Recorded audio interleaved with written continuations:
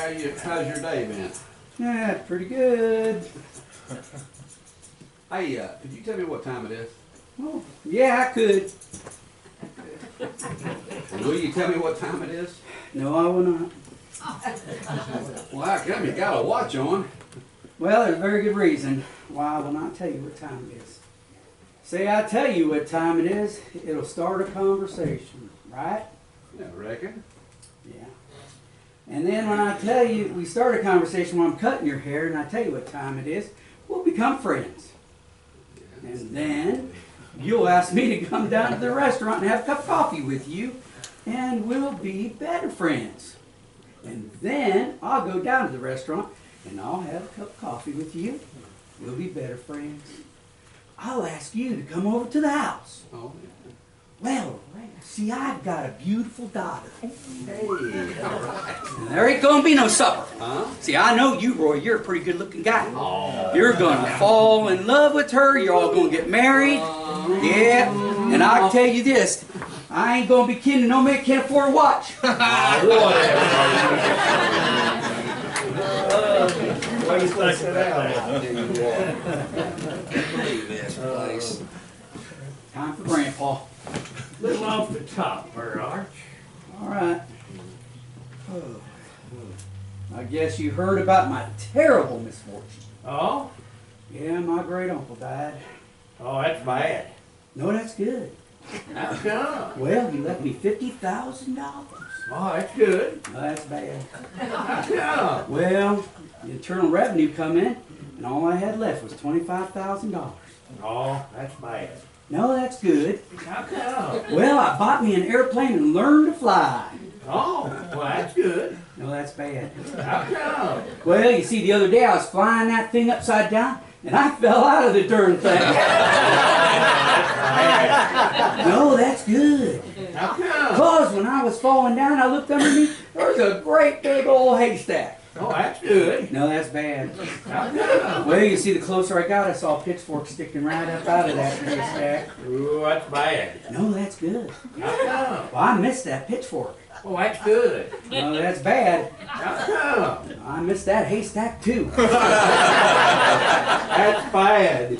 No, that's good. I bounced around on the ground a little bit, and an ambulance came and took me to the hospital. Oh, that's good. No, that's bad. How come? Well, I was in there for quite a while, you see, and I just took a turn for one of the nurses. Oh, that's bad. No, that's good. How come? Well, you see, my wife came in the other day, caught me kissing on that nurse. Oh, that's bad. No, that's good. How come? Well, my wife said if that was the way I was going to act, that I could have that pretty nurse. She was going to go home, and she was going to pack her clothes and go home to her mama. Well, that's good. Hey, you're darn right that's good.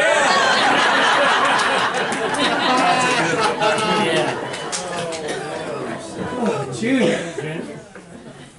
Howdy, Sit Arch. there, Junior.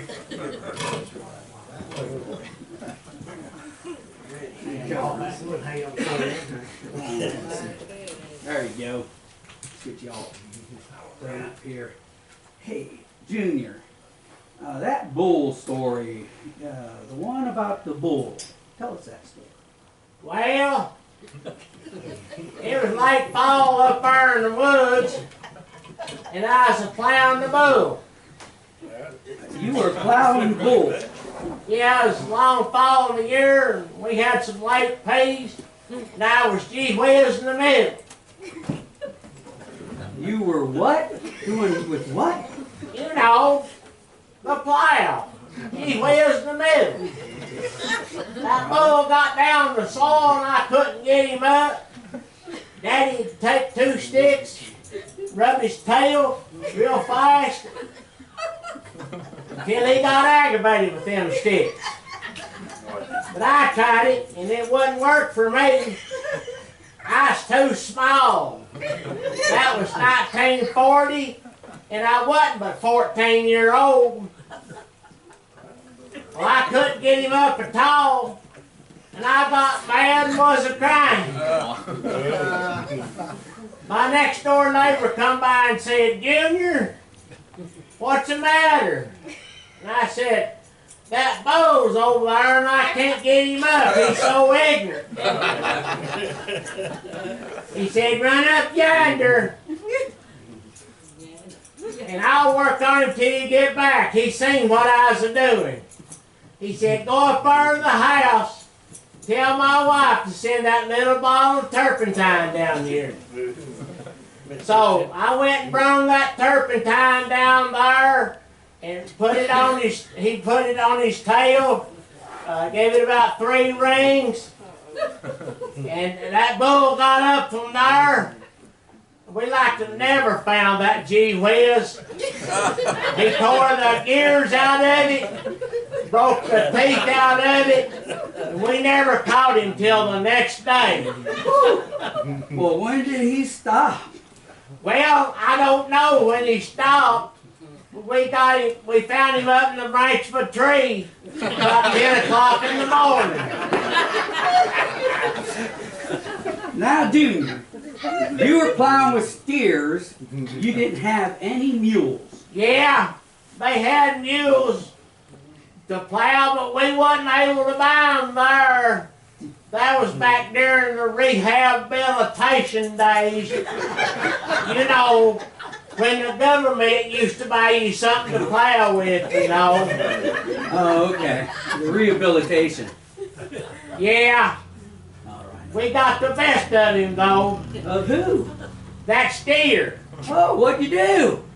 Why, we killed him and ate him and turned him into meat, and he died.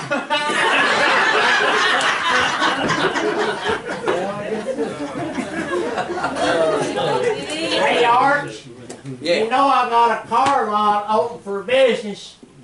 Yeah. Can I put a sign up in your window? Sounds good. Have I got a deal for you? Come on down to Junior Sample's car lot for the deal of a lifetime. No hands down. See me for the best deal in the West. Call this number. Call. They are 549. But no collect calls, please. Thanks, Arch.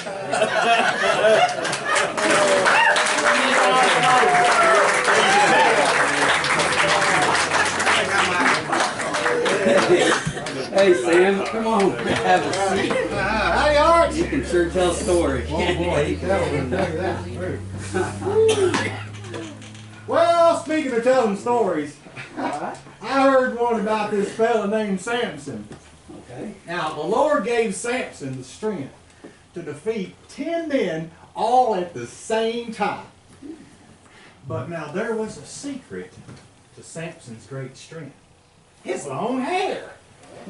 Well, now Samson run into this hot little lady named Delilah. Yeah. And Delilah, she wooed Samson. Oh yeah. And she kissed on him, boy. Until she found the secret to his great strength. Then one day, when Samson ended up in Delilah's barbershop, she cut off his hair. Oh. Yeah, and he lost all of his great strength. He was chained up as a slave, I tell you. Well, now with Samson's life gone, he prayed to God, who gave him the strength then to defeat his enemies and bring down the house. Whoa. Well, God saved the day, and old Delilah got hers, didn't she? Well, ain't it always that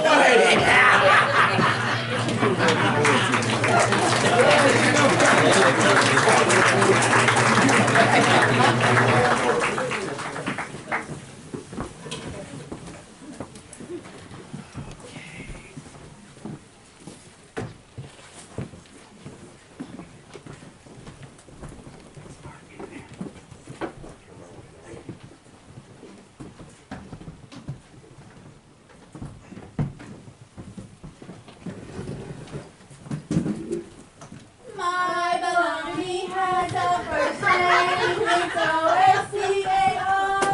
My baloney has a second name, it's M-A-Y-E-R. I love to eat it every day, and if you ask me why, I'll say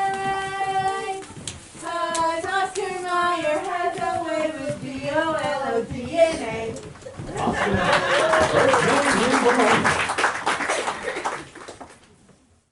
like them seats.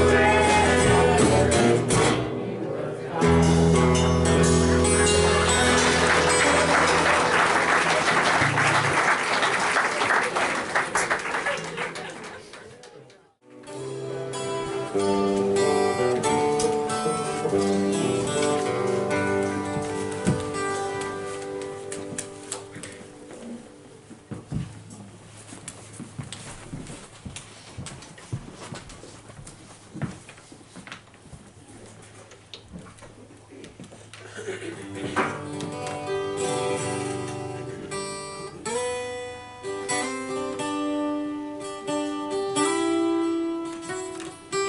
resting one evening by the side of the road, I saw an old farmer in a field that he had just hoed.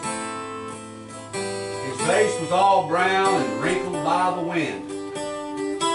He was talking to the Lord just like he'd been talking to a friend. "Well, Lord," he said with his voice calm and quiet, "them corn tassels need staking, and I ain't got no string to tie it. We had no rain in so long that the fields are mighty dusty. And it's been so unbearable hot that the kids are even getting fussy. You know by now, that grass down by the pasture should be knee-high. If we could just get a little rain, Lord, it might keep the cow from going dry. But listen to me talking, you'd think I wasn't grateful. If you didn't know me so well, Lord, you'd think I was downright hateful. You'd think I'd forgot about the new calf that you sent, or the money that came in the mail to pay last month's rent. You know, Ma's cold's getting better, and Connor, he's home from the Marines. Boy, I remember that Sunday dinner of chicken and dumplings and green beans. And that new preacher you sent, Lord, why, he's a fine young man. Why, he's just converting them sinners to beat the band.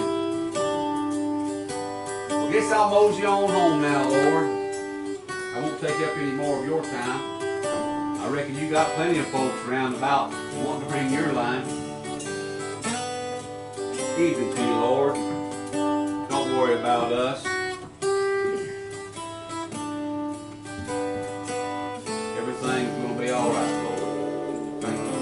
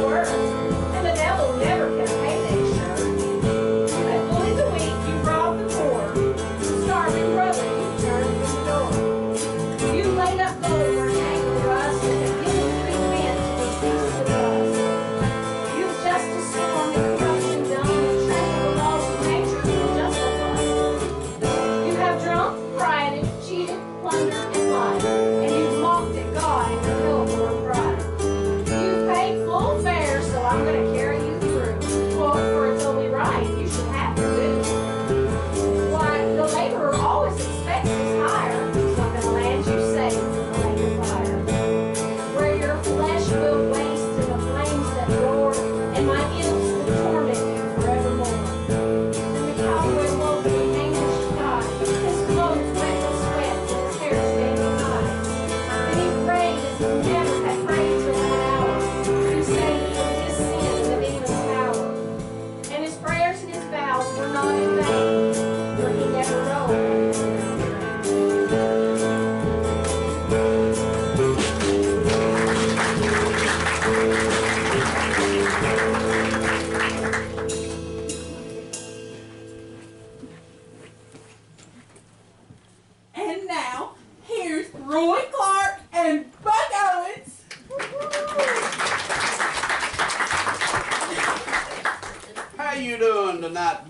Well, I'm doing pretty good, Roy. How about you? Good. I'm having a real good time. You look good. Well, thank you, thank you. This blue really brings out your life. Well, thank you. Yeah.